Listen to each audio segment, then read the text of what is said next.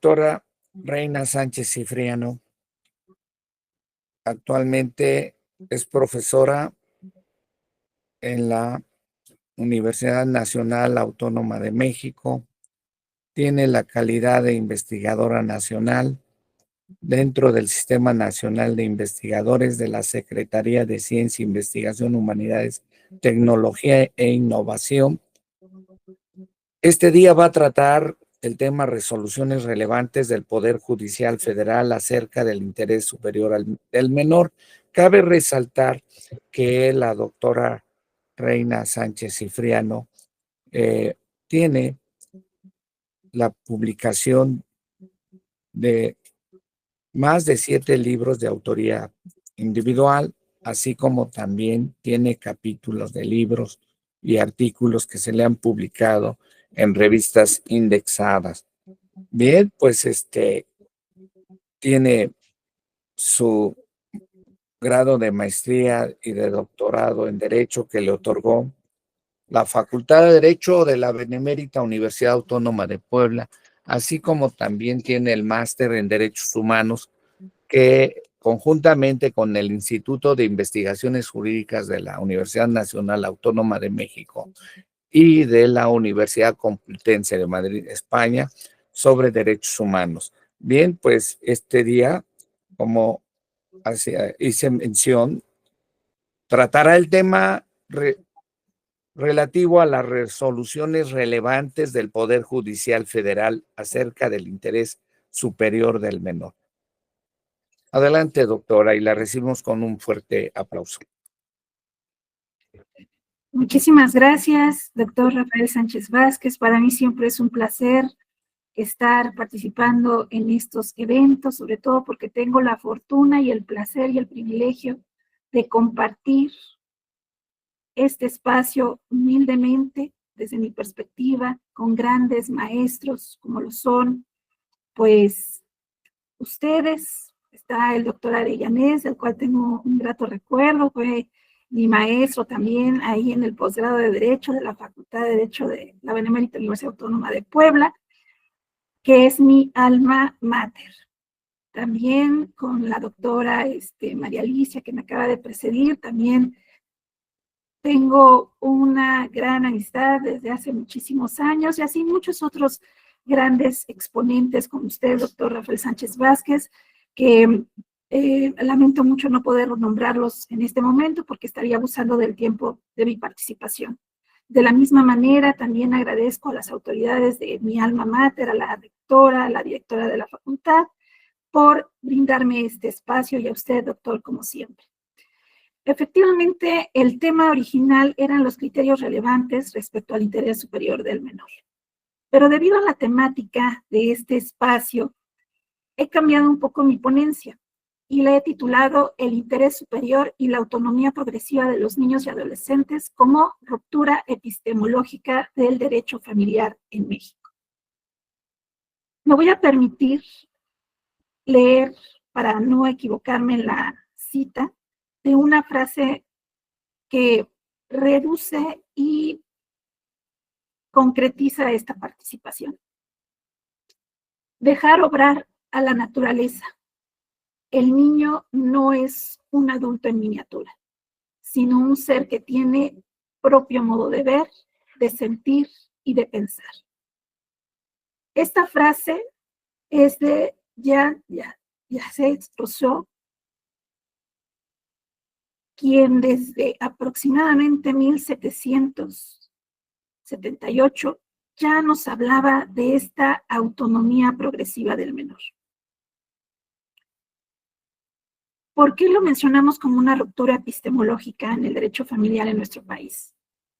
Precisamente porque anteriormente el derecho familiar era visto bajo una visión sí tutelar, pero en la cual los niños y adolescentes eran vistos como un objeto de protección, sin la capacidad de decidir o participar en los asuntos que le afectaban directamente. Aquí, los padres, al detentar esta patria potestad, asumían una figura de autoridad más que una función de cuidado. Sin embargo, cuando nuestro país ratifica la Convención sobre los Derechos del Niño, y especialmente con la reforma constitucional en 2011, con este cambio paradigmático de los derechos fundamentales, se da este cambio, esta transformación, e inicia esta ruptura epistemológica en el derecho familiar. Aquí, principalmente, los principios más importantes que vemos en esta ruptura epistemológica es el principio del interés superior, así como también de la autonomía progresiva. ¿Por qué? Porque aquí estos dos principios obligan al Estado a replantearse esa relación con los niños y adolescentes, con la familia, en la cual vemos ese tránsito de la patria potestad que detentaban los padres, como la autoridad que tienen sobre la decisión respecto a la toma de lo que es mejor para el desarrollo integral de los niños y adolescentes. Pasamos precisamente de eso a este cambio paradigmático en derechos humanos, en el cual se enaltece principalmente la dignidad y el libre desarrollo de los niños y adolescentes. ¿Cómo se lleva a cambio ese cambio paradigmático? Principalmente porque nuestra ciencia jurídica no entiende este cuerpo de normas como un conjunto cerrado, sino le da significado. Entiende que se requiere una interpretación. Esta interpretación le da sentido a la norma jurídica. ¿Por qué?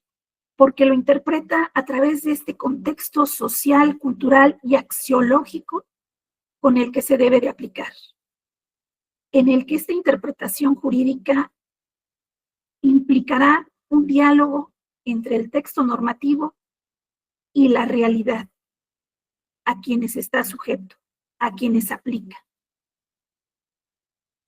Este proceso implica la comprensión para cualquier operador jurídico de que el derecho, sobre todo el derecho familiar, cambia, se renueva constantemente. No podemos aplicar el texto normativo de forma mecánica, sino tenemos que reconstruirlo, darle un sentido en base a los valores constitucionales y a los derechos humanos que exigen un cambio interpretativo. Así, la lectura, el análisis que se dan de estas normas respecto a la familia debe de hacerse en base a los derechos humanos, en el que se enaltezca en todo momento el valor de la dignidad humana, como un eje rector, en el que sí reconozca que la familia y las relaciones filiales son espacios de ejercicio de derechos, no de obligaciones. Este cambio va a suponer una mutación ontológica de la comprensión de los niños y adolescentes, no como objeto de derecho, sino como sujetos de derecho.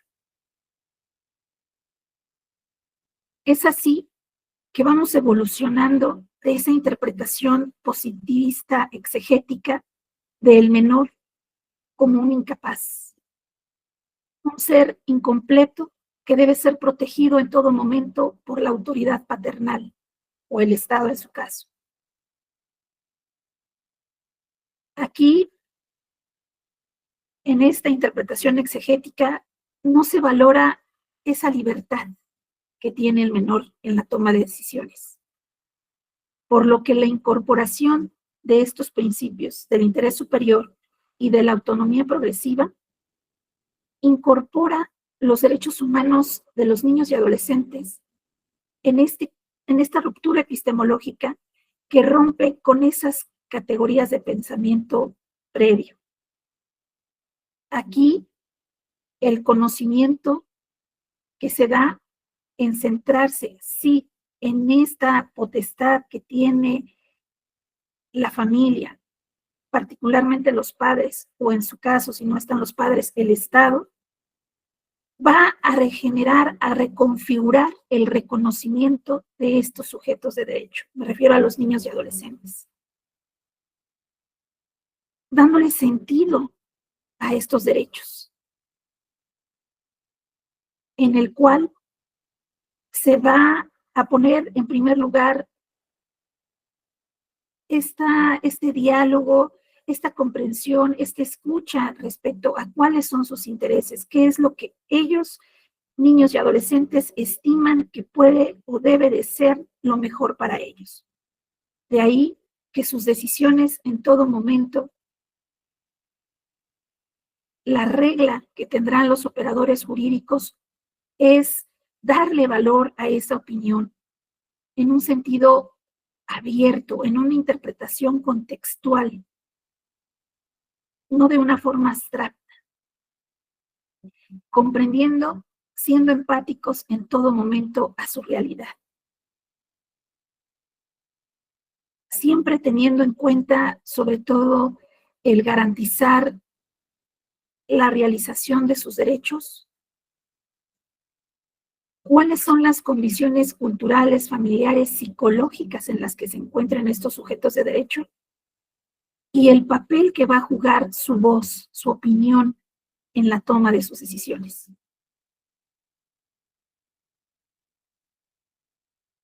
De ahí que esta nueva perspectiva que se tenga para privilegiar el interés superior y la autonomía progresiva de los niños y adolescentes va a priorizar en todo momento esta empatía, esta protección de su vulnerabilidad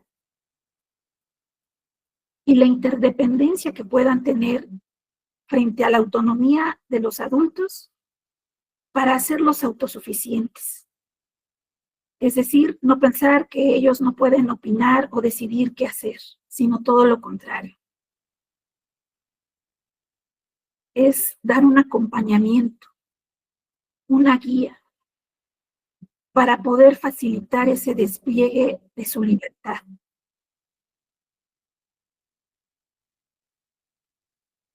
Por eso, escuchar, valorar y respetar su opinión en todo momento es algo que debe siempre estar cuidándose y dando ese valor fundamental a estos dos principios. Si bien es cierto, este cuidado que se haga respecto a la voluntad, a la opinión de los niños y adolescentes, sí tiene que estar reflejado en cuanto a su grado real de madurez y a su comprensión que tengan de su cosmovisión del mundo. Aquí esto también nos obliga como operadores jurídicos a tener un conocimiento multidisciplinario, acercarnos a especialistas como psicólogos, pediatras, inclusive pedagogos, que nos permitan comprender y entender un poco más su mundo para poder nosotros instrumentar lo necesario para respetar fundamentalmente su opinión, su decisión. Así tenemos que ha habido cambios y estamos en construcción aún. ¿Cuáles han sido esos cambios fundamentales? Pues ustedes, la mayoría, tienen conciencia de los cambios que ha habido principalmente a nivel legislativo. En nuestro país, pues con la Ley General de Niños, Niñas, Niños y Adolescentes, pues entendemos cómo se ha tratado principalmente de instrumentar esta autonomía progresiva del menor. Sin embargo, no solamente nos quedamos ahí, sino también tenemos, sobre todo, por ejemplo, en el Código Civil Federal, a través del artículo 23, si no lo dice tal cual, sí ya reconoce esa autonomía progresiva, paulatina, en el caso de los adolescentes, cuando les permite ya abrir a partir de los 15 años una cuenta bancaria y poder manejar esta cuenta sin la tutela del padre. o de la madre, ¿no? Entonces aquí ya de alguna manera vamos avanzando en ello, en la legislación. Sin embargo, pues aún todavía requiere, es el interés superior del menor y la autonomía progresiva, son dos principios rectores que están en construcción en nuestro sistema normativo. Y reflejo de ello, ya hay muchos avances, sobre todo ya partiendo del tema central, como se anunció. En cuanto a los criterios fundamentales de la Suprema Corte de Justicia de la Nación, ha habido muchas contribuciones que desearíamos fueran más. Actualmente solamente son 9, pero esos 9 nos han dado una gran construcción interpretativa, sobre todo porque en ese sentido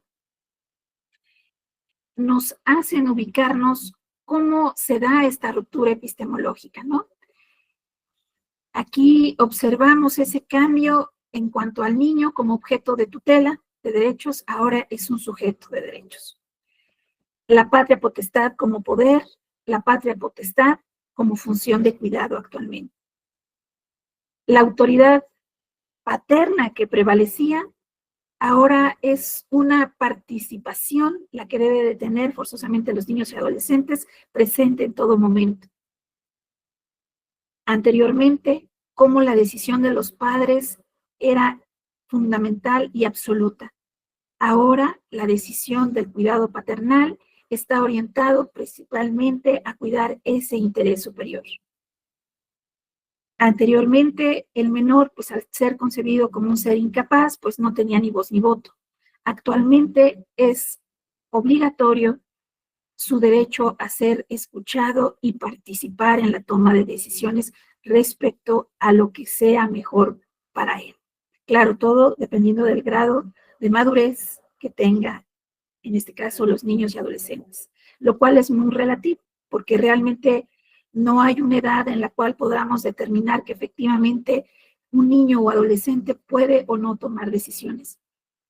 Hace poco escuchaba que hasta cierta edad se encontraban limitados, sin embargo, encontramos actualmente casos sorprendentes en que niños o niñas menores de 10 años inclusive ya pueden hasta desarrollar o elaborar lo que aquí nosotros conocemos como un amparo. Y me refiero a un caso que seguramente ustedes conocen, que es en el caso de Colombia, donde precisamente una niña elaboró lo que nosotros aquí conocemos como el amparo para evitar que en base a otros derechos importantes sobre los niños y adolescentes, pues está la convivencia familiar. Pero ella, al no tener un trato, una convivencia con su progenitor, había una decisión judicial que obligaba que realizara esta convivencia y ella elabora su amparo y dice, no, o sea, es una persona que si bien es cierto, es mi padre biológico, yo no lo he tratado y por lo tanto para mí implica una situación de estrés, de ansiedad, que posiblemente pueda ocasionar ciertas consecuencias, ¿no? En su psique. Entonces, claro, con las palabras y el lenguaje del menor, las autoridades jurisdiccionales emitieron una resolución que refleja precisamente esta evolución, esta ruptura epistemológica del derecho familiar, en la que toman en consideración, escuchan a la menor, en este caso a la niña y adolescente, voy a cerrar, y precisamente pues determinan que este desarrollo debe ser gradual y con otras medidas, ¿no? Cautelares. Pero ahí nos damos cuenta cómo esto es muy relativo. Realmente no hay un parámetro que nos pueda establecer cuándo sí, cuándo no. Para mencionar brevemente estos registros que ustedes puedan consultar con mucho gusto, nada más daré los registros. Son el 2031-16, 2030-484, 2030-483, 2028-902, 2028-898, 2019-216, 2019-215. Por mencionar algunos, en los cuales, en esencia, para cerrar, pues aquí se reconoce a las niñas y niños y adolescentes a ser escuchados, ya que su opinión se valore de acuerdo a su grado de madurez, que los menores, en este caso los niños y adolescentes, ejercen sus derechos relacionados con su salud conforme a su madurez y autonomía progresiva, y que la patria potestad, como les comentaba, no debe de ser absoluta, sino debe estar en función y sujeta al control judicial y al interés superior de las niñas y adolescentes.